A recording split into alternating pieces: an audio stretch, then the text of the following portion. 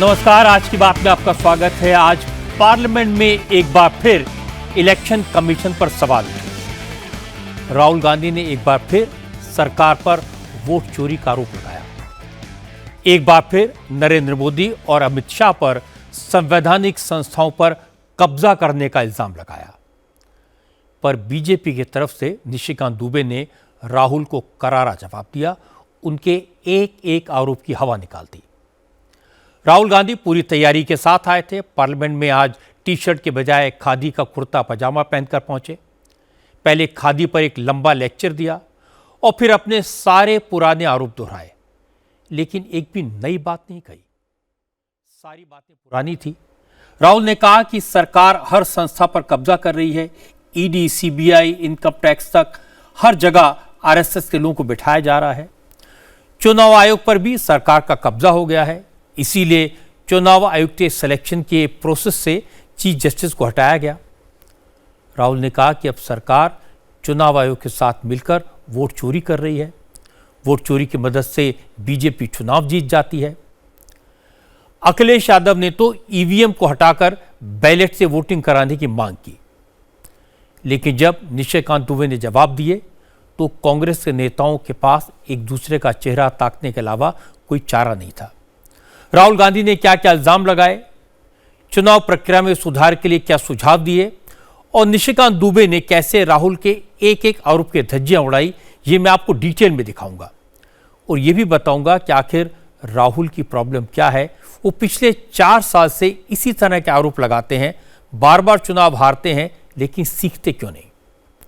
तो सबसे पहले आपको राहुल की बात ही सुनवा देता हूं। उन्होंने क्या कहा पार्लियामेंट में, ये सुनिए। The project of the RSS was to capture the institutional framework of the country, and I said how the education system has been captured. Vice Chancellor after Vice Chancellor after Vice Chancellor is placed not on merit, not on capability, not on scientific temper, but on the fact that he belongs to a particular organization. Second capture, which helps in destroying democracy, the capture of the intelligence agencies. We have the Home Minister sitting here. The capture of the CBI, of the ED, of the Income Tax Department. The third capture of the institution that directly controls the election system of our country, the Election Commission. तो जब राहुल ने कहा कि सारी चीजों पर BJP ने, RSS ने, सरकार ने कब्जा कर लिया, तो फिर बीजेपी तरफ से जवाब आया। राहुल के तुरंत बाद निशिकांत दुबे बोले। निशिकांत ने पूरे तथ्यों के साथ, बड़े कॉन्फिडेंस के साथ, जोरदार तरीके से राहुल गांधी के आरोपों का पॉइंट वाइज जवाब दिया। क्योंकि राहुल गांधी ने संवैधानिक संस्थाओं पर कब्जे का इल्जाम लगाया था, तो निशिकांत दुबे ने कांग्रेस का पूरा कच्चा चिट्ठा खोलकर सामने रख दिया। सदन को बताया कि कांग्रेस ने कैसे राष्ट्रपति को रबर स्टैंप बना दिया था, कैसे जुडिशरी के इंडिपेंडेंस को खत्म किया था, कैसे सोनिया और राहुल के सिक्योरिटी ऑफिसर को सीबीआई का डायरेक्टर बना दिया गया था, कांग्रेस के किस वर्कर को 10 साल तक यूपीएससी का चेयरमैन बनाकर रखा गया। सब कुछ बताने के बाद निशिकांत ने कहा, लिस्ट तो बहुत लंबी है, पूरी गिनाएंगे तो कांग्रेसियों को मुंह छुपाने की जगह नहीं मिलेगी। 76 में स्वर्ण सिंह की कमेटी बनी, 1975 में उन्होंने सारे इंस्टीट्यूशन को खत्म कर दिया। अध्यक्ष महोदय, जिसके लिए आज फिर से लगे हुए हैं। इस संविधान में 121 बार राष्ट्रपति का जिक्र है। इस संविधान में 121 बार राष्ट्रपति महोदया का जिक्र है, महोदय का जिक्र है। आपको आश्चर्य होगा कि एक संशोधन के माध्यम से राष्ट्रपति के सारे अधिकार को कांग्रेस ने खत्म कर दिया। राष्ट्रपति रबर स्टैंप हो गया। इंदिरा गांधी ने इसी वोट चोरी करके जब रायबरेली का चुनाव जीता और जब फैसला हुआ कोर्ट का, तो ऐसा सिचुएशन इस व्यक्ति ने पैदा किया, इस पार्टी ने पैदा किया कि आपको आश्चर्य होगा कि 3 जज को बाईपास करके एक ऐसे चीफ जस्टिस को बना दिया जो 8.5 साल तक इसका मुख्य न्यायाधीश रहा। प्रेस की पूरी स्वतंत्रता खत्म हो गई। आज वो इंस्टीट्यूशन की बात करते थे, यूपीएससी जैसी संस्था, और ये पूरे सदन को जानने वाली बात है यूपीएससी जैसी संस्था जो आईएएस और आईपीएस और ऑल इंडिया सर्विसेज को पैदा करती है, कांग्रेस का एक कार्यकर्ता बटुक सिंह 10 साल तक यूपीएससी का चेयरमैन रहा। यह यूपीएससी की हालत कर दी इन्होंने। सीबीआई की बात कर रहे थे, अश्वनी कुमार जो सोनिया गांधी जी और राहुल गांधी का सिक्योरिटी अफसर था, वो सीबीआई का डायरेक्टर बनाया जाता है। रंजीत सिन्हा जो कांग्रेस के अहमद पटेल के यहां रोज बैठता था और जिसकी डायरी पकड़ाई कि उसने कांग्रेस के कितने नेता कब कहां गए, उसको सीबीआई का डायरेक्टर बना देता।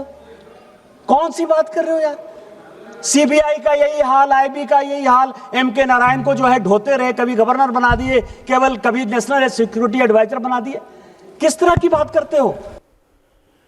क्योंकि राहुल गांधी ने बीजेपी पर चुनाव आयोग की मदद से इलेक्शन जीतने का इल्जाम लगाया, अपने करीबी अफसरों को चुनाव आयुक्त बनाने का इल्जाम लगाया, तो निशिकांत ने यह भी गिना दिया कि आज़ादी के बाद 64 साल के राज में कांग्रेस ने किस किस को इलेक्शन कमिश्नर बनाया और उनसे फेवर लेने के बाद उन्हें इनाम में क्या क्या दिया। 1950 से लेकर 2014 तक आप जो है लगभग 64 साल तक आपने जिसको चाहा चुनाव आयोग का अधिकारी बैठा दिया। यह चुनाव आयोग की बात करते हैं। इस देश का पहला चुनाव कमिश्नर सुकुमार सेन, जब वो रिटायर होते हैं तो उसको सूडान का ये राज्यपाल बना देते हैं। वीएस रमा देवी जब रिटायर होती है उसको हिमाचल का गवर्नर बना देते हैं। टीएन शेषन जब रिटायर होते हैं तो उसको अहमदाबाद में भारतीय जनता पार्टी के खिलाफ कैंडिडेट बना देते हैं। मदर टेरेसा पर जिस आदमी ने किताब लिखा, जो ज्वाइंट सेक्रेटरी के लिए एमपैनल नहीं हुआ, एडिशनल सेक्रेटरी के लिए एमपैनल नहीं हुआ, सेक्रेटरी के लिए एमपैनल नहीं हुआ, वो नवीन चावला चीफ इलेक्शन कमिश्नर हो गया। केवल मदर टेरेसा का जो है केवल क्रिश्चियनिटी को जब बढ़ा रहा था, केवल उसके आधार पर आपने चुनाव आयोग बना दिया। एमएस गिल जिसने की राहुल, जब Sonia Gandhi ji office of profit के चक्कर में फंस गई और लगा कि ये दीवार हो जाएंगी, 6 साल के लिए चुनाव लड़ने के लिए काबिल नहीं रहेंगी, उस एमएस गिल को आपने जब बचाया, उसने उसके रिटायर होते ही 10 साल तक उसको ढोते रहे, आप केंद्र में मंत्री बनाए रखे। आज आप जो है 100 चूहे खा के बिल्ली चले हज को। आज चुनाव सुधार पर चर्चा की शुरुआत कांग्रेस की तरफ से मनीष तिवारी ने की थी। समाजवादी पार्टी से अखिलेश यादव, टीएमसी से कल्याण बनर्जी भी बोले। विपक्ष की तरफ से ज्यादातर नेताओं ने ईवीएम पर सवाल उठाए, एसआईआर को रोकने की मांग की। राहुल गांधी ने भी चुनाव प्रक्रिया को और ज्यादा पारदर्शी बनाने के लिए सुझाव दिए। राहुल ने कहा कि विपक्षी दलों को ईवीएम का एक्सेस दिया जाए। विपक्ष को यह जानने का हक है कि ईवीएम में कौन सा सॉफ्टवेयर है, ईवीएम कैसे काम करती है। राहुल ने कहा कि विपक्षी दलों को मशीन रीडेबल वोटर लिस्ट दी जाए। चुनाव आयुक्तों को इम्यूनिटी देने वाला कानून वापस हो, तभी चुनावों पर लोगों का भरोसा कायम होगा। Electoral reform is very simple. What does electoral reform require? What we've been saying. Number one, give machine readable voter lists to all political parties 1 month before the election. That's the first step. The second step is take back the law that allows the destruction of CCTVs, CCTV footage. Very simple, not difficult. While you're doing that, also tell us what is the architecture of the EVM. Give us access to the EVM. Let our experts go and see what is inside the EVM. Till today, we have not had access to the EVM. We are not shown the architecture of the EVM. We're not physically allowed to go and see an EVM. And finally, please change the law that allows the election commissioner to get away with whatever he wants to do. That's all the electoral reforms you need. And I want to assure the election commissioner that they might be under the impression that this law lets them get away with it. Let me remind them, don't worry, we are going to change the law and we are going to change it retroactively and we are going to come and find you. इससे पहले मनीष तिवारी ने EVM को हटाकर ballot paper से vote कराने की मांग की थी। एसआईआर की प्रक्रिया तुरंत रोकने की बात कही थी। अखिलेश यादव ने भी इस मुद्दे पर कांग्रेस को सपोर्ट किया। अखिलेश ने कहा कि कांग्रेस को देर से ही सही अब अकल तो आई है, वो तो पहले ही बैलेट पेपर से वोटिंग कराने की बात कह रहे हैं, अब कांग्रेस भी यही कह रही है। अखिलेश यादव ने कहा, जब अमेरिका, जर्मनी और फ्रांस जैसे डेवलप्ड कंट्रीज में बैलेट पेपर से चुनाव हो सकते हैं तो हमारे यहाँ क्यों नहीं हो सकते। थोड़े दिनों बाद सुधार आया है कांग्रेस में, इसके लिए हम उनको धन्यवाद और बधाई देते हैं। उन्होंने कहा, और अध्यक्ष महोदय मेरा भी सुझाव है कि इलेक्शन बैलेट पेपर से होना चाहिए, और इसलिए होना चाहिए कि बहुत प्रश्न लग रहे हैं, बहुत उंगली उठ रही है, इलेक्ट्रॉनिक चीजों पे बहुत सवाल खड़े हो रहे हैं, और केवल भारत के अंदर लोकतंत्र में नहीं, दुनिया के लोकतंत्र में। और ये जो लोग कुछ कह रहे हैं इलेक्ट्रॉनिक की बात और टेक्नोलॉजी की बात कर रहे हैं, मैं उनसे कहना चाहता हूं कि भारत और जर्मनी की तुलना कर लें, भारत और अमेरिका की तुलना कर लें, भारत की और जापान की तुलना कर लें, हम कहां खड़े हैं। अगर वो संपन्न देश जो टेक्नोलॉजी में हमसे कई गुना आगे हैं, अगर वो स्वीकार नहीं कर रहे ईवीएम, तो आखिरकार हम ईवीएम को क्यों स्वीकार कर रहे हैं। अगर उन देशों में लोकतंत्र है और बैलेट से वोट पड़ रहा है, तो यहाँ पर भी बैलेट से वोट पड़ना चाहिए। और जो मेरी जानकारी जहाँ तक पहुँचती और जानकारी है मुझे, वो जानकारी ये कहती है कि जर्मनी में अगर आप ईवीएम से वोट डालेंगे तो वो अनकॉन्स्टिट्यूशनल माना जाएगा। सोचो, जर्मनी जैसा देश बैलेट पेपर से वोट डलवा रहा है, तो आखिर भारत जैसा देश हम बैलेट पे क्यों नहीं जा रहे हैं। ईवीएम और एसआईआर को लेकर विपक्ष के सारे इल्जामात के जवाब भी निशिकांत दुबे ने दिए। निशिकांत ने पहले तो ये बताया कि कांग्रेस और समाजवादी पार्टी के लोग बैलेट पेपर से चुनाव कराने की मांग क्यों कर रहे हैं, उनकी मंशा क्या है। जब बैलेट पेपर से चुनाव होते थे उस वक्त कैसे बूथ लूटे जाते थे। और फिर निशिकांत ने ईवीएम का पूरा इतिहास सामने रख दिया। कांग्रेस से पूछा, देश में ईवीएम कौन लाया।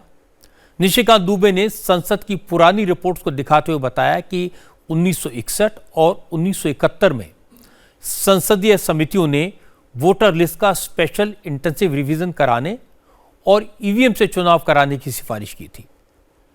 निशिकांत ने कहा कि मोटी बात यह है कि कांग्रेस की असलियत लोगों को समझ आ गई है। कांग्रेस बार बार चुनाव हार रही है, इसलिए कभी ईवीएम पर सवाल उठाती है, कभी एसआईआर को बहाना बनाती है। ये 1980 का जवाब है। पी शिवशंकर का कांग्रेस के मंत्री थे। इंद्रजीत गुप्ता जो है, उन्होंने प्रश्न पूछा, आपको आश्चर्य होगा सर कि 324 की विधानसभा थी, 324 की, पूरे लिस्ट के साथ है, मैंने नहीं दिया, वो पी शिवशंकर ने इस फ्लोर पर दिया है। 81 विधानसभा में दोबारा पोल करना पड़ा, काउंटर मांड हुआ था। इसी बैलेट पेपर के कारण schedule caste, schedule tribe, OBC को वोट नहीं देने दिया जा रहा था सर। आज क्या फिर से वही वापस आना चाहते हैं। ये ईवीएम कौन लेकर आया? ये ईवीएम कांग्रेस लेकर आई सर। पहली बार ईवीएम, आपकी जानकारी के लिए, 1987 में पायलट प्रोजेक्ट के नाते राजीव गांधी जी लेकर आए। ये ईवीएम की पूरी हिस्ट्री है। और 91 में जब नरसिम्हा राव की सरकार आई तो उन्होंने तय किया कि ईवीएम आएगा, और ईवीएम आएगा, ऐसे नहीं आएगा सर। ये सारी रिपोर्ट है सर, ये रिपोर्ट है 1961 के सेलेक्ट कमेटी की, और ये रिपोर्ट है 1971 की सेलेक्ट कमेटी की। ये पूरे पार्लियामेंट को जानने वाली बात है। दोनों रिपोर्ट के अध्यक्ष जगन्नाथ राव कांग्रेसी थे, और जो 1971 की रिपोर्ट बनी उसमें एचआर गोखले जो कांग्रेस के लॉ मिनिस्टर थे। और दोनों रिपोर्ट में क्या कहा? दोनों रिपोर्ट में यह कहा कि एसआईआर की आवश्यकता है, स्पेशल इंटेंसिव रिवीजन होना इलेक्टोरल फॉर्म्स का सबसे बड़ा विषय है। 1961 में भी यही कहा, 1971 में भी यही कहा। और दूसरी बात कही 1961 में कि चुनाव इलेक्ट्रॉनिक वोटिंग मशीन से होनी चाहिए, क्योंकि राजस्थान के तत्कालीन, जिस राज्य से आप आते हैं सर, राजस्थान के तत्कालीन मुख्यमंत्री मोहनलाल सुखाड़िया का भी चुनाव अवैध इसी आधार पर हुआ था कि पूरे के पूरे बूथ लूट लिए गए।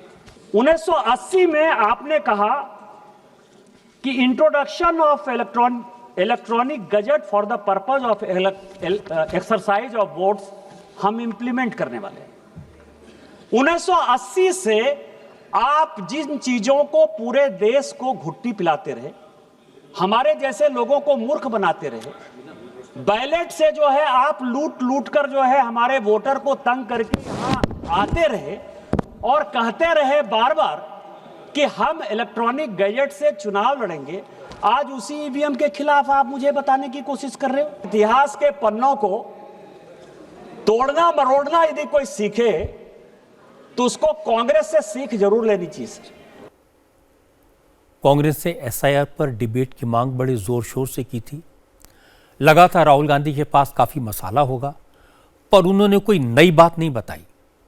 जो कुछ कहा निशिकांत दुबे ने उसके धागे खोल दिए। बीजेपी ने निशिकांत को राहुल के तुरंत बाद बोलने के लिए रिजर्व रखा था। तीर निशाने पर लगा। राहुल ने कहा कि बीजेपी ने इलेक्शन कमीशन पर कब्जा कर लिया। निशिकांत ने गिनवा दिया कि कांग्रेस ने टीएन सेशन से लेकर गिल तक कैसे अपने लोगों को अपॉइंट किया। राहुल ने इल्जाम लगाया था कि बीजेपी सीबीआई ईडी का इस्तेमाल करती है। निशिकांत दुबे ने गिनवा दिया कि कांग्रेस ने कैसे कैसे लोगों को सीबीआई और ईडी में अपॉइंट किया था। अखिलेश यादव भी क्रॉस फायर में आ गए। उन्होंने बैलेट से चुनाव की बात कही। निशिकांत ने याद दिलाया कि जब बैलेट था तो कैसे बूथ लूटे जाते थे। मैंने वो जमाना देखा है जब हर चुनाव में बूथ लूटे जाते थे, बार बार इलेक्शन रद्द होते थे, काउंटरमैंड होते थे, रीपोल होते थे। बूथ लूटने के लिए बाहुबलियों का इस्तेमाल किया जाता था। इलेक्शन के दौरान जमकर खून खराबा होता था, गोलियां चलती थी। जिन लोगों ने वो दिन देखे हैं वो सहमत होंगे कि अब बहुत कुछ बदल गया है। वैसे भी अब तो हर आदमी के हाथ में मोबाइल है। किसी के लिए भी चुनाव में बेईमानी करना असंभव है।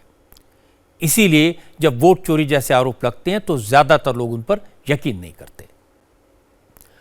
कांग्रेस और समाजवादी पार्टी के नेता एसआईआर को रोकने की मांग कर रहे हैं, लेकिन यूपी में एसआईआर का काम फुल स्पीड से हो रहा है। पुलिस गली गली घूमकर घुसपैठियों की पहचान कर रही है। जिन बस्तियों में रोहिंग्या और बांग्लादेशी बसें हैं वहां लोगों के दस्तावेज चेक किए जा रहे हैं। योगी आदित्यनाथ ने घुसपैठियों के लिए डिटेंशन सेंटर बनाने भी शुरू कर दिए हैं। लखनऊ, वाराणसी, प्रयागराज, अयोध्या, मथुरा, मेरठ, सहारनपुर, बिजनौर, बुलंदशहर, कानपुर, अलीगढ़ और गाजियाबाद समेत यूपी के 17 शहरों में घुसपैठियों को रखने के लिए डिटेंशन सेंटर बनाए जा रहे हैं। योगी सरकार ने डिटेंशन सेंटर के एक मॉडल को अप्रूव के लिए केंद्र सरकार के पास भेजा है। गोरखपुर में एक बिल्डिंग को टेम्परेरीली डिटेंशन सेंटर के तौर पर घोषित किया गया है। अगर गोरखपुर में कोई घुसपैठिया मिलता है तो इसी सेंटर में रखा जाएगा। प्राथमिकता के दृष्टिगत एक डिटेंशन सेंटर बनाया है। नगर निगम की एक बिल्डिंग है शाहपुर में, उसको हम लोगों ने अभी तात्कालिक रूप से अधिसूचित किया है कि यदि कोई ऐसी परिस्थिति आती है, कोई व्यक्ति इस तरीके का मिलता है तो हम उसको वहां पर रख पाएंगे। क्या कैपेसिटी का बनाया गया उसमें? अगर 50 बेड का है वो तात्कालिक रूप से। उसमें क्या महिला और पुरुषों के लिए भी अलग अलग बनाया गया? हाँ, अब जैसी परिस्थिति आएगी वो अलग अलग हम लोग कर देंगे। वो अलग अलग होता भी है। उसमें क्या निर्देश मिले आपको शासन से? नहीं, ये था कि अगर इस तरीके का कोई व्यक्ति मिलता है जो रोहिंग्या या बांग्लादेश का हो और अवैध रूप से बिना अपनी पहचान छुपा करके कोई व्यक्ति रह रहा हो, तो उनको चिन्हित करने का निर्देश जो है मिला था। तो शासन प्रशासन की तरफ से, पुलिस विभाग की तरफ से यदि कोई ऐसा व्यक्ति चिन्हित होकर के आता है तो हम उसको वहां पर। कब शुरू किया आपने? ये अभी परसों हम लोगों ने उसको आइडेंटिफाई किया है। डिटेंशन सेंटर के साथ साथ यूपी के ज्यादातर शहरों में घुसपैठियों को पकड़ने के लिए स्पेशल ड्राइव चलाई जा रही है। लखनऊ, वाराणसी, कानपुर, अलीगढ़ और गाजियाबाद जैसे बड़े शहरों में पुलिस की टीमें जगह जगह जाकर उन इलाकों में रह रहे लोगों की जांच कर रही हैं जिनके घुसपैठिया होने की आशंका है। वाराणसी में पुलिस ने अब तक 500 से ज़्यादा संदिग्धों को आइडेंटिफाई किया है। अब उनके डॉक्यूमेंट्स का वेरिफिकेशन किया जा रहा है।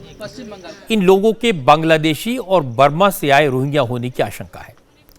वाराणसी में पुलिस की टीमें रात के वक्त स्लम्स में जाकर वहां रहने वाले लोगों के दस्तावेज चेक कर रही है।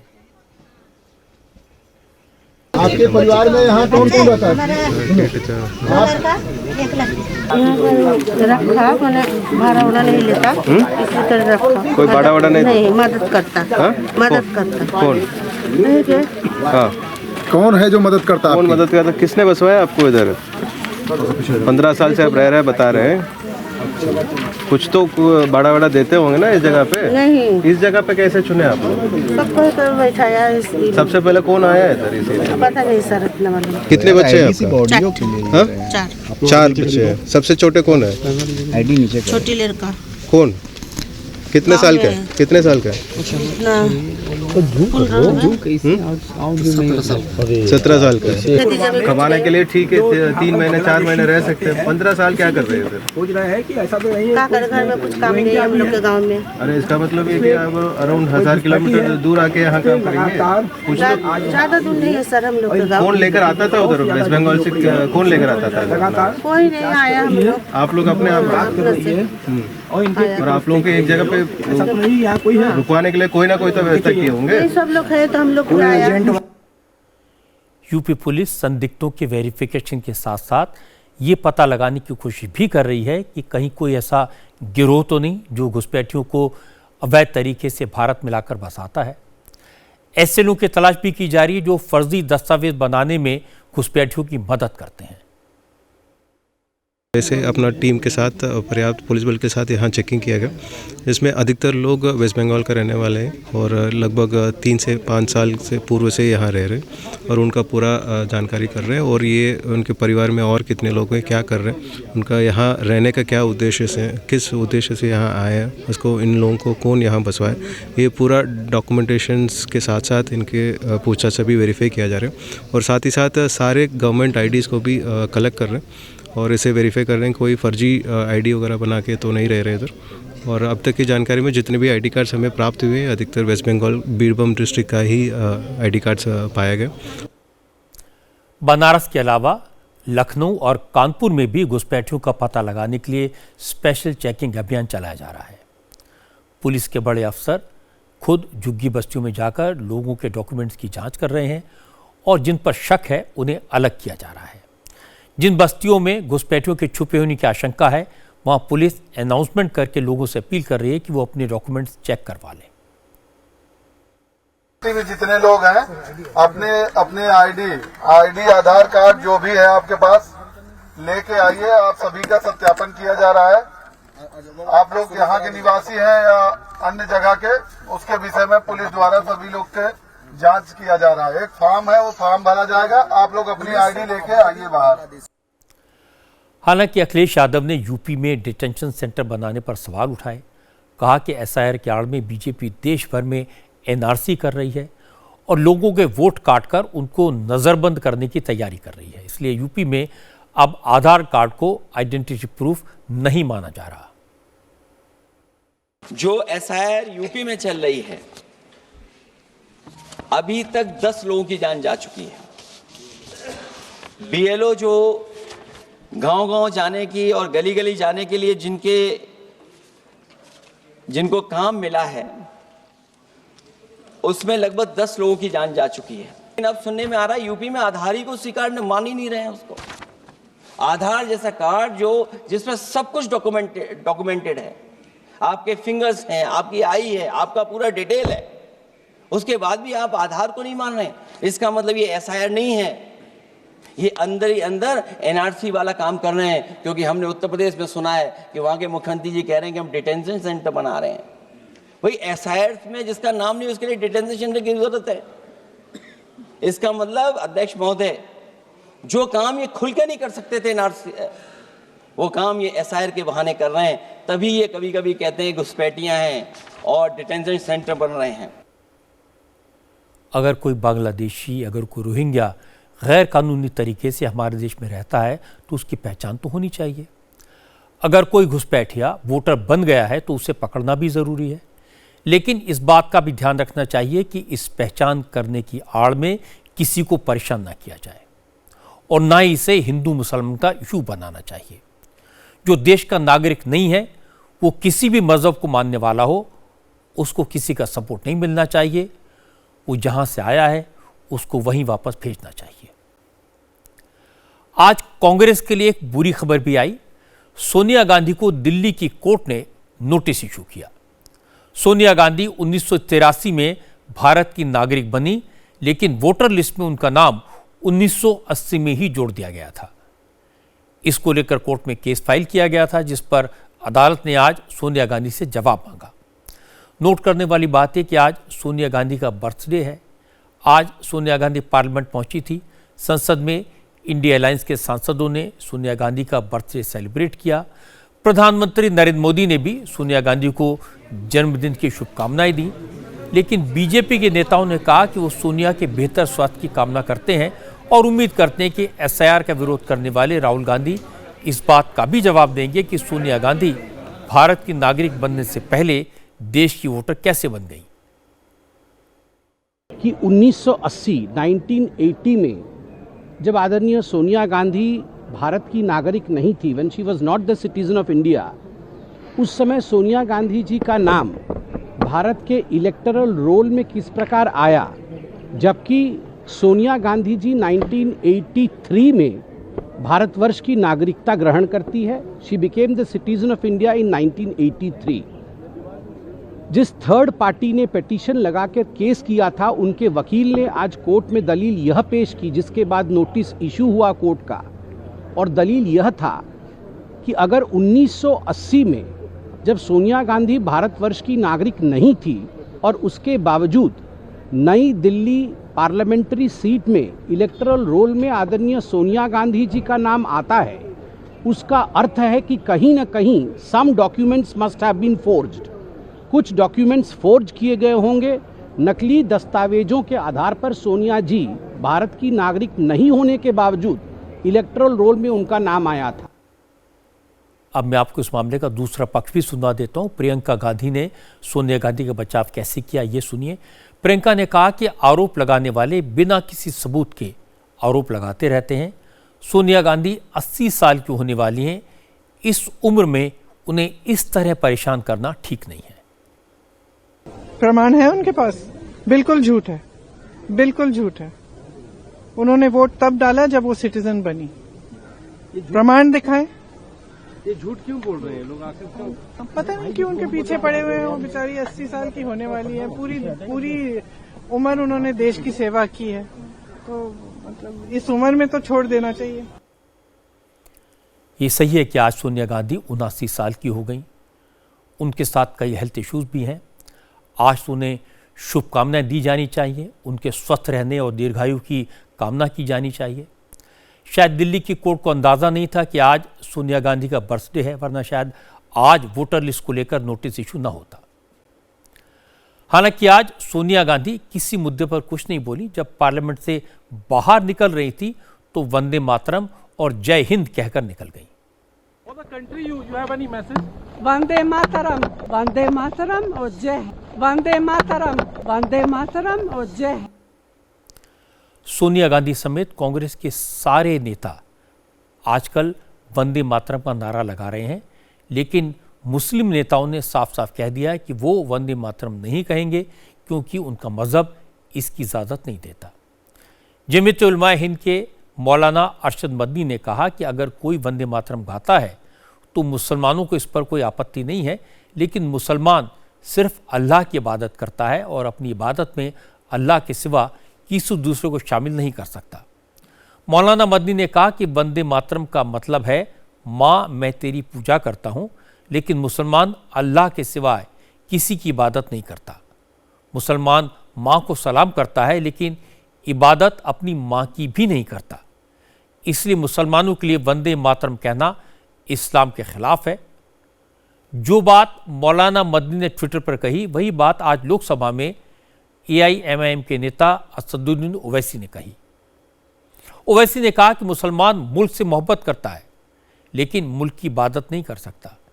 इसलिए मुसलमानों को वंदे मातरम कहने के लिए मजबूर नहीं किया जा सकता।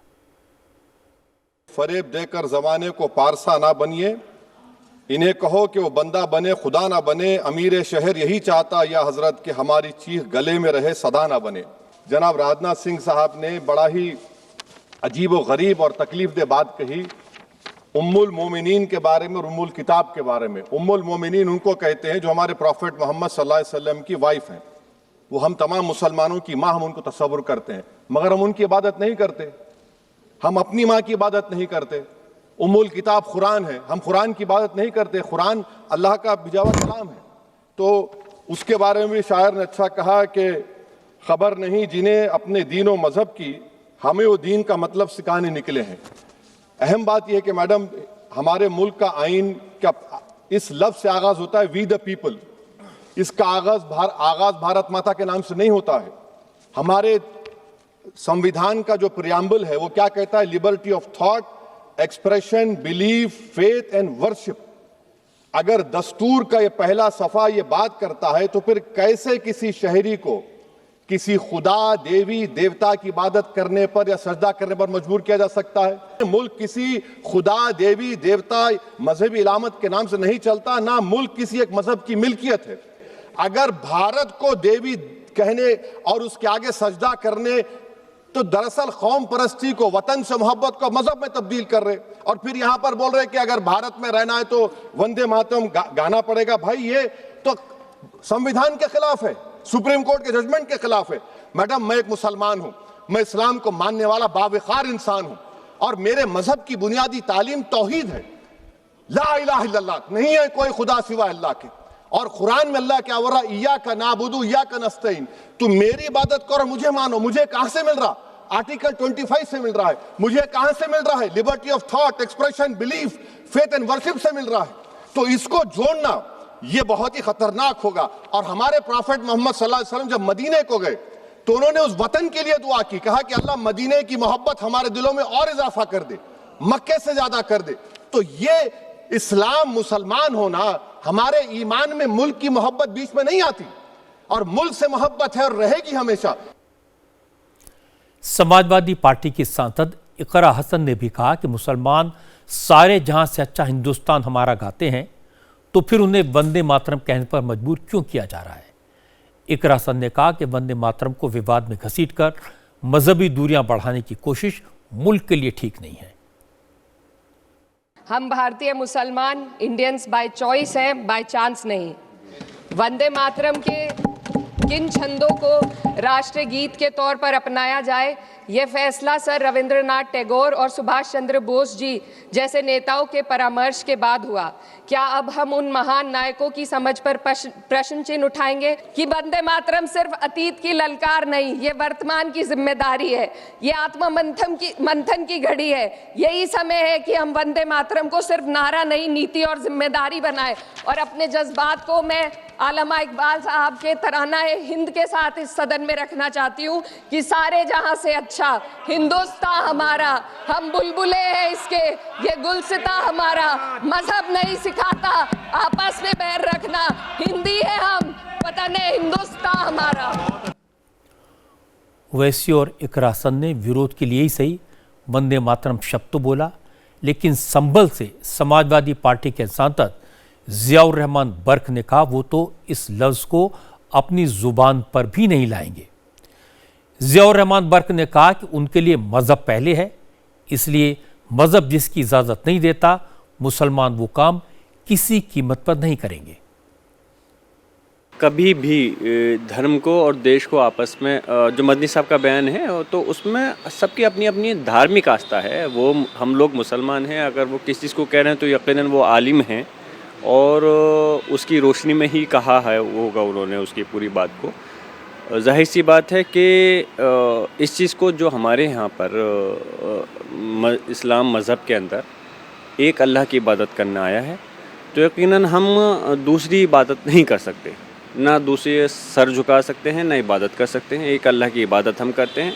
जहाँ तक देश की बात है, देश की धरती से हम इबादत नहीं कर सकते, लेकिन देश की धरती से हम मोहब्बत करते हैं, उनके प्रति वफ़ादार भी हैं और बार बार हमें जताने की ज़रूरत नहीं है कि हमारा इतिहास ही काफ़ी है कि मुसलमान इस देश से कितना प्रेम और मोहब्बत करता है, उसके प्रति कितना वफादार है। लेकिन मज़हब के प्रति कोई चीज़ ज़बरदस्ती डालना, थोपना, वो चीज़ मुनासिब नहीं है, वो अपना अपना चीज़।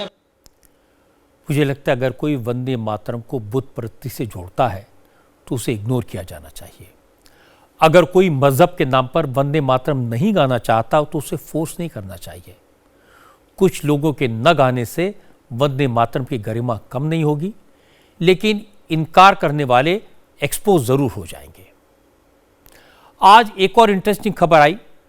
विपक्ष के नेता वंदे मातरम को इस्लाम से जोड़ रहे हैं, लेकिन आज ही विपक्ष के 120 सांसदों ने मद्रास हाईकोर्ट के एक जज के खिलाफ इम्पीचमेंट की कार्रवाई शुरू करने की मांग की, क्योंकि जज साहब ने पहाड़ी पर स्थित उस मंदिर में हिंदुओं को दीप जलाने की परमिशन दे दी जिस पर एक दरगाह भी मौजूद है।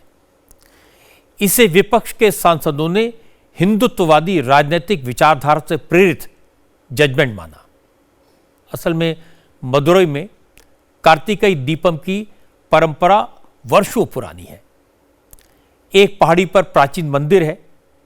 इसमें हर साल सामूहिक दीप प्रज्वलन का कार्यक्रम होता है, लेकिन इस पहाड़ी पर एक दरगाह भी है, इसलिए कार्तिकेय दीपम परंपरा का विरोध हो रहा है। मामला कोर्ट में पहुंचा। मद्रास हाईकोर्ट के जज जस्टिस GR स्वामीनाथन ने मंदिर में दीप जलाने का आदेश दिया और साफ किया कि मंदिर में दीप जलाने से मुसलमानों के हकों का कोई वायलेशन नहीं होता। जिस जगह दीप प्रज्वलन होना है वो जगह मंदिर की है, इसका दरगाह से कोई लेना देना नहीं है, ये कहा जज साहब ने। लेकिन तमिलनाडु सरकार का कहना है कि अगर पहाड़ी पर मंदिर में दीप जलाने की परमिशन दी गई तो माहौल खराब हो सकता है, इसलिए हाईकोर्ट का फैसला नहीं माना जाएगा। इस पर जस्टिस स्वामीनाथन ने दोबारा सुनवाई की और CISF की निगरानी में हिंदू पक्ष से मंदिर में दीप जलाने को कहा। इसी फैसले से नाराज होकर DMK के नेता अब जस्टिस स्वामीनाथन के खिलाफ महाभियोग प्रस्ताव लाना चाहते हैं। DMK के इस प्रस्ताव को तमाम विरोधी दलों ने सपोर्ट किया। लोकसभा अध्यक्ष ओम बिरला को जस्टिस स्वामीनाथन के खिलाफ इम्पीचमेंट का जो नोटिस भेजा गया है उस पर कनिमोझी, अखिलेश यादव, प्रियंका गांधी, सुप्रिया सुले और अरविंद सावंत समेत विपक्ष के 120 MPs के सिग्नेचर हैं। DMK के नेता हिंदुओं के मंदिर में दीप जलाने को इश्यू बनाएं, ये समझ में आता है क्योंकि वो तो सनातन के खिलाफ हैं। DMK नेता तो सनातन को जड़ से मिटाना चाहते हैं, लेकिन अपनी इस विचारधारा के कारण एक जज को विवादों में घसीटना ठीक नहीं होगा। लेकिन जो प्रस्ताव लोकसभा स्पीकर को सौंपा गया है उसमें अखिलेश यादव और प्रियंका गांधी का हस्ताक्षर देखकर हैरानी होती है। वो किसी मंदिर में दीप जलाने के आदेश को मोटिवेटेड कैसे मान सकते हैं? ये साफ तौर पर DMK के साथ बंधे रहने की मजबूरी का नतीजा है। अब बात पंजाब की, जहां नवजोत कौर सिद्धू ने कांग्रेस हाईकमान को मुश्किल में डाल दिया है। नवजोत कौर सिद्धू नवजोत सिंह सिद्धू की वाइफ हैं। पंजाब में कांग्रेस की सरकार में मंत्री रही हैं। नवजोत कौर ने पंजाब कांग्रेस के अध्यक्ष अमरिंदर सिंह राजा वडिंग और सुखजिंदर सिंह रंधावा के खिलाफ मोर्चा खोल दिया है। नवजोत का आरोप है कि पंजाब कांग्रेस करप्ट लोगों के हाथ में है। ये लोग पैसा लेकर टिकट बांटते हैं, जमीनों पर कब्जे करते हैं, ड्रग माफिया से इनके रिलेशंस हैं। नवजोत ने कहा कि नवजोत सिंह सिद्धू इसलिए चीफ मिनिस्टर नहीं बन सकते क्योंकि उनके पास 500 करोड़ रुपए नहीं है। और इसके बाद नवजोत कौर को कांग्रेस ने सस्पेंड कर दिया। सुखजिंदर सिंह रंधावा ने नवजोत कौर को लीगल नोटिस भेजा, लेकिन इससे नवजोत के तेवरों में कोई फर्क नहीं आया। आज उन्होंने सारे आरोप एक बार फिर दोहरा दिए। नवजोत ने कहा कि सस्पेंशन के नोटिस से उन पर कोई फर्क नहीं पड़ता क्योंकि पार्टी हाईकमान से उनकी डायरेक्ट बात हो रही है। ये नोटिस एक स्टेट के उस प्रेसिडेंट से दिया गया है जिसकी कोई मान्यता ही नहीं है और वो किसी टाइम के नहीं लिखा हुआ। ये नोटिस बहुत निकलते हैं और बहुत जाने राणा गुरजीत जी भी इस नोटिस के साथ चल रहे हैं। मेरी पार्टी से ऊपर प्रॉपर बात हो रही है, बट हमारी भी कंडीशंस हैं कि हम चोरों का साथ नहीं देंगे। 4-5 बंदे हैं जो कांग्रेस पार्टी को बिल्कुल तबाह कर रहे हैं। क्वेश्चन क्या था? कि आपको सारा पंजाब चाह रहा है, आप सीएम क्यों नहीं बन रहे। हमने कहा सीएम बनने के लिए 500 करोड़ रुपए चाहिए, हमारे पास वो 500 करोड़ नहीं है। सुखी रंधावा को मेरा जवाब है, जो बहुत बोलने की कोशिश कर रहा है, तू अपनी वाइफ को तो जता नहीं सका और फार्मलैंड्स कैसे बना लिए, और जिस बंदे के तू पैरी हाथ लगाता था उसके तू पीछे से छुरे घबोए तूने। स्मगलर्स के साथ तेरे रिश्ते हैं, ओपनली वहाँ पे स्टेटमेंट हुई है, उनका जवाब क्यों नहीं दे रहा। इसने जाके राजस्थान में पैसे लेके टिकटें बांटी, मैंने प्रूफ डाला है, मैं और डाल दूंगी। नवजोत कौर काफ़ी खुलकर बोल रही हैं, लेकिन कांग्रेस के ज़्यादातर नेता खामोश हैं। कांग्रेस सांसद अमर सिंह से आज नवजोत कौर के बयानों पर रिएक्शन मांगा गया तो उन्होंने कहा ये बड़े लोगों के बीच की बात है, वो छोटे कार्यकर्ता हैं, क्या कह सकते हैं। मामला तो क्योंकि सिद्धू मैडम और सिद्धू साहब बहुत सीनियर लीडर हैं, दोनों मिनिस्टर रहे हैं, तो वो उन मामला जो भी उन्होंने बोला उनके बीच में और हाईकमांड के बीच में है। ये फैसला हाईकमांड का है। मैं छोटा सा कार्यकर्ता, मैं हाईकमांड के फैसले के ऊपर क्वेश्चन करूंगा? वो हाईकमांड जो फैसला लेता है वो हमेशा सही होता है। कांग्रेस के झगड़े का आम आदमी पार्टी पूरा मजा ले रही है। पंजाब के फाइनेंस मिनिस्टर हरपाल सिंह चीमा ने कहा कि नवजोत कौर ने कांग्रेस के ब्रीफकेस कल्चर को दुनिया के सामने ला दिया। सच सामने आने के बाद कांग्रेस बौखला गई और एक महिला का अपमान कर रही है। देखिए, नवजोत कौर सिद्धू जी ने जो भी बोला वो अपनी अंतरात्मा के साथ बहुत सच बोला कि कैसे कांग्रेस पार्टी एक भ्रष्टाचारियों की पार्टी है और भ्रष्टाचार करती है, उनका खुलासा किया। आज 4 दिन हो गए कांग्रेस पार्टी किसी भी बड़े नेता का, ना स्टेट की नेशनल लीडरशिप का, ना नेशनल लीडरशिप का, किसी का डिनायल नहीं आया, ना ही एडमिशन आई। या तो एडमिट कर लेते कि उनकी पार्टी करती है भ्रष्टाचार, या वो डिनाई कर देते। ना डिनायल आया ना एडमिशन आई। इसका मतलब 4 दिन हो गए कि कोई ना कोई रास्ता ढूंढ रहे हैं कि कैसे इस एलिगेशन से बचा जाए। ये बहुत गंभीर एलिगेशन है, तो इसका मतलब कांग्रेस पार्टी में खूब भ्रष्टाचार होता है। She is cancer survivor. ऐसी औरत का तो मैं समझता हूँ सम्मान करना चाहिए, पर लेकिन उसका अपमान जो है कांग्रेस पार्टी कर रही है, उसको डरा रही है, धमका रही है, उसको सस्पेंड कर रही है, कभी उसको बोलते हैं कि आपके खिलाफ केस करेंगे। जो औरतों का अपमान है वो कांग्रेस पार्टी करने जा रही है। नवजोत कौर ने कांग्रेस पर जो आरोप लगाए हैं उन पर लोग आसानी से यकीन कर लेंगे, लेकिन टिकट बेचने और 500 करोड़ में सीएम बनाने जैसे इल्जामात को साबित करना मुश्किल होगा। लेकिन इतना कुछ कहने के बाद अब नवजोत कौर और नवजोत सिंह सिद्धू के लिए कांग्रेस में बने रहना काफी मुश्किल होगा। और अब बात गोवा की। Birch boy Romeo Lane club में हुए भीषण अग्निकांड के बाद आज गोवा सरकार फुल एक्शन में आई। मुख्यमंत्री प्रमोद सावंत के आदेश पर लूथरा ब्रदर्स के वागाटोर बीच पर बने रोमियो लेन क्लब के एक बड़े हिस्से पर बुलडोजर चला दिया गया। क्लब का यह हिस्सा सी बीच को एनक्रोच करके बनाया गया था। टूरिज्म डिपार्टमेंट के अफसरों ने आज सुबह ही क्लब को सील कर दिया था। शाम को यहां बुलडोजर पहुंच गया। गोवा टूरिज्म डिपार्टमेंट के डिप्टी डायरेक्टर धीरज ने बताया कि इस साल जुलाई में भी क्लब के इस हिस्से को डिमोलिश किया गया था, लेकिन क्लब के मालिकों ने जगह को फिर से एनक्रोच कर लिया था। यहाँ पे उन्होंने ओनर्स ने अराउंड 198 स्क्वायर मीटर्स एनक्रोचमेंट किया है टुवर्ड्स द बीच साइड। तो as a tourism department we are concern what is the encroachment on the beach, so that part we are going to demolish. इसके पहले भी यहाँ पर कभी डिमोलिशन हुआ है? जुलाई में हुआ था। तब यहाँ पर क्या किस तरह की एक्टिविटी हुई थी सर? नहीं, वही पार्ट हमने डेमोलिश किया था, उन्होंने रिकंस्ट्रक्ट किया है। वागाटोर के अलावा दूसरे बीचेस पर बने रोमियो लेन के सभी रेस्टोरेंट्स और क्लब्स पर भी सख्त एक्शन हो रहा है। वागाटोर के अलावा अंजुना बीच पर बने कहा cafe, Romeo Lane bye restaurant को भी सील कर दिया गया है। कहा क्लब अंजुना बीच के फेमस फूड जॉइंट पर है। असल में वागाटोर में आज जिस क्लब का डिमोलिशन किया गया वो भी नियमों को ताक पर रखकर चलाया जा रहा था। आरपोरा की तरह यहां भी बाहर निकलने का एक ही संकरा रास्ता मिला। रेस्टोरेंट का पूरा कंस्ट्रक्शन लकड़ी से किया गया है, घास फूस का इस्तेमाल हुआ है, छत भी लकड़ी की है। ऐसी छत आरपोरा के क्लब की थी जिसकी वजह से आग तेजी से फैल गई। गोवा पुलिस इस केस में अब तक 5 लोगों को अरेस्ट कर चुकी है, लेकिन बर्च बॉय रोमियो लेन के मालिक सौरभ और गौरव लूथरा थाईलैंड भाग गए हैं। आज लूथरा ब्रदर्स के खिलाफ इंटरपोल का ब्लू कॉर्नर नोटिस जारी हो गया। नॉर्थ गोवा की डीआईजी वर्षा शर्मा ने कहा कि पुलिस ने हादसे के कुछ घंटे बाद ही क्लब के मालिकों की लोकेशन ट्रेस करना शुरू कर दिया था। दोनों की लोकेशन दिल्ली में मिली थी, लेकिन गोवा पुलिस एक्शन ले पाती इससे पहले दोनों फुकेत भाग गए। वर्षा शर्मा ने कहा कि अपराधी दुनिया के किसी भी कोने में छुपे हों, उन्हें जल्दी से जल्दी कानून के दायरे में लाया जाएगा। लोगों ने इन्वेस्टिगेशन में किसी भी चीज़ को छोड़ा नहीं है। जो भी अक्यूज हैं उनको उसी समय इमीडिएटली 4 जो मैनेजमेंट था उनको अरेस्ट किया गया और साथ ही जो ओनर्स के खिलाफ हमने त्वरित कार्रवाई करी।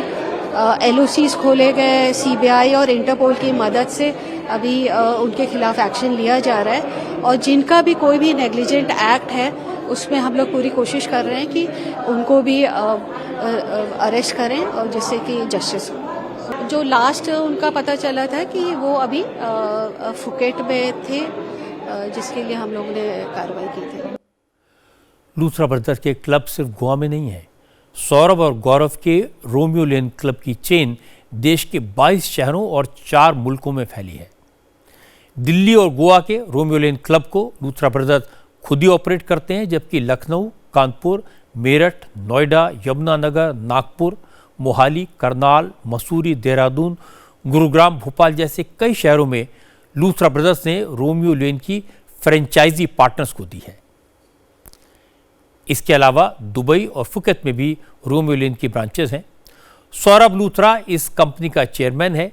2016 में नौकरी छोड़कर उसने ही सबसे पहले दिल्ली में रोमियो लेन क्लब की शुरुआत की थी।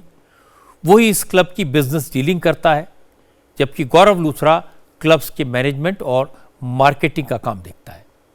अजय गुप्ता नाम का शख्स भी इस कंपनी में लूथरा ब्रदर्स का पार्टनर है। अब गोवा पुलिस अजय गुप्ता की भी तलाश कर रही है। अब ये तो क्लियर है कि शुरुआत में लूथरा ब्रदर्स के रेस्टोरेंट चल पड़े, उनके क्लब्स का एक ब्रांड बन गया, तो लालच में आ गए। जल्दी पैसा कमाने के चक्कर में नियम कानून की परवाह नहीं की और जब उनकी गलती से 25 बेकसूर लोगों की जान चली गई तो वो देश छोड़कर भाग गए। जिन्हें कानून की परवाह नहीं, बुलडोजर उनका इलाज है। इसका एक पॉजिटिव असर यह हुआ है कि अब दिल्ली, मुंबई जैसे बड़े शहरों के सभी क्लब्स और रेस्टोरेंट्स की जांच की जा रही है। जो भी सेफ्टी नॉर्म्स का पालन नहीं कर रहे उनके खिलाफ एक्शन हो रहा है, लेकिन यह भी इंश्योर किया जाना चाहिए कि लूथरा ब्रदर्स को किसी भी तरह वापस लाया जाए और उन्हें उनके अपराध की सजा जरूर मिले। पाकिस्तान से जुड़ी एक खबर आपको बता दूं, आज एक बार फिर पाकिस्तान की इंटरनेशनल लेवल पर बड़ी बेइज्जती हुई। मामला फौज के करीबी कहे जाने वाले पाकिस्तान के होम मिनिस्टर मोहसिन नकवी से जुड़ा है। मोहसिन नकवी पाकिस्तान के 2 नागरिकों को एक्स्ट्राडाइट कराने के लिए ब्रिटेन के फॉरेन ऑफिस पहुंचे थे। लंदन में जैसे ही मोहसिन नकवी की गाड़ी फॉरेन ऑफिस के बाहर पहुंची तो सिक्योरिटी गार्ड्स ने उनकी कार को रोक दिया। गाड़ी में विस्फोटक और ड्रग होने की आशंका जताते हुए मोहसिन नकवी की गाड़ी की फुल चेकिंग की गई। जब तक गाड़ी की चेकिंग होती रही, मोहसिन नकवी अपनी कार में बैठकर जलील होते रहे, वेट करते रहे। पूरी जांच होने के बाद सिक्योरिटी गार्ड्स ने मोहसिन नकवी को फॉरेन ऑफिस में जाने दिया। पाकिस्तान में मोहसिन नकवी की इस बेइज्जती पर उनका खूब मजाक उड़ रहा है। लोग पूछ रहे हैं कि क्या पाकिस्तान के होम मिनिस्टर की इतनी भी क्रेडिबिलिटी नहीं है कि उनको सिक्योरिटी जांच के बगैर ब्रिटेन के फॉरेन ऑफिस में एंट्री मिले।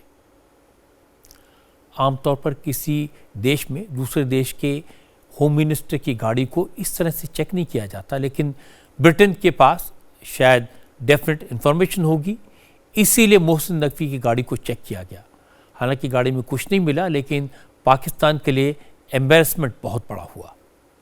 आखिर में एक नज़र कल की बड़ी खबरों पर। कल अमित शाह लोकसभा में चुनाव सुधारों पर हो रही चर्चा में हिस्सा लेंगे। सरकार ने इंडिगो की 10% फ्लाइट में कटौती की है। इंडिगो को फ्लाइट्स का नया शेड्यूल कल शाम 5 बजे तक देना होगा। लैंड फॉर जॉब से जुड़े केस में लालू यादव समेत सभी आरोपियों के खिलाफ आरोप तय करने पर रोज एवेन्यू कोर्ट कल फैसला सुनाएगा और कल से ऑस्ट्रेलिया में टीनएजर्स के लिए सोशल मीडिया बैन का कानून लागू हो जाएगा। आज की बात में इतना ही। मेरी आपसे अगली मुलाकात कल रात 9 बजे होगी।